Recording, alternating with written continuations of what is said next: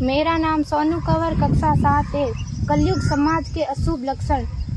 कुटुंब कम हुआ, संबंध कम हुआ, प्रेम कम हुआ, मर्यादा कम हुई, लाज लज्जा कम हुई, विनम्रता कम हुई, समर्पण कम हुए, पुस्तक वाचन कम हुआ, खान पान की शुद्धता कम हुई, बाल कम हुए, कपड़े कम हुए, नींद कम हुई, घी मक्खन कम हुआ, पीतल तांबे के बर्तन कम हुए, भाई भाई का प्रेम कम हुआ, सत्य कम हुआ, अतिथि कम हुए, धैर्य कम हुआ, श्रद्धा और विश्वास कम हुआ, बड़ों का सम्मान कम हुआ और भी बहुत कुछ कम हुआ जिससे जीवन सहज था, सरल था। संतान को दोष न दे।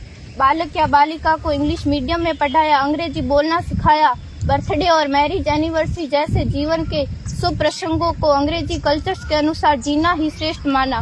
माता पिता को मम्मी डैड कहना सिखाया। जब अंग्रेजी कल्चर से परिपूर्ण बालक या बालिका बड़ा होकर आपको समय नहीं देता, आपकी भावनाओं को नहीं समझता, आपको तुच्छ मानकर आपसे जुबान लड़ाता, जब आपको बच्चे में कोई संस्कार नजर नहीं आता, तब घर के वातावरण को गमगीत दिए बिना, संतान को दोष दिए बिना एकांत में जाकर रो लीजिएगा, क्योंकि पुत्र या पुत्री की पहली वर्षगांठ से ही भारतीय संस्कारों के बजाय, मंदिर जाने के बजाय केक कैसे काटा जाता है, यह सिखाने वाले आप और अम्मी है। जब बच्चा पहली बार घर से बाहर निकलता है तो प्रणाम और आशीर्वाद के बदले बाय बाय कहना सिखाने वाले आप और अम्मी है। हम परीक्षा देने जाते समय इष्ट देव बड़ों के पैर छूने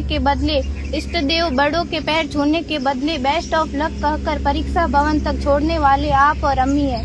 बालक या बालिका के सफल होने पर घर में परिवार के साथ बैठकर खुशियां मनाने के बदले होटल में पार्टी मनाने की प्रथा को बढ़ावा देने वाले आप और अम्मी है। बालक या बालिका के विवाह के पश्चात कुल देवता देव दर्शन भेजने से पहले हनीमून के लिए फॉरेन टूरिस्ट स्पॉट भेजने की तैयारी करने वाले आप और अम्मी है। ऐसी कई ढेर सारी अंग्रेजी कल्चर्स को हमने जाने अनजाने स्वीकार कर दिया है।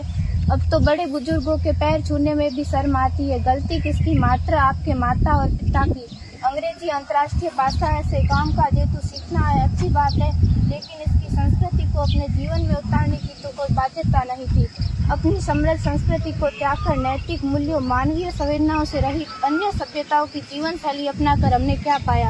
अवैध संबंध, टूटते रिश्ते, व्यसन युक्त धन, थके हारे मन, छल भरे रिश्ते, अनुशासनहीन संतानें, असुरक्षित समाज। एक बार विचार जरूर कीजिएगा कि संस्कारवान पीढ़ी क्यों आवश्यक है।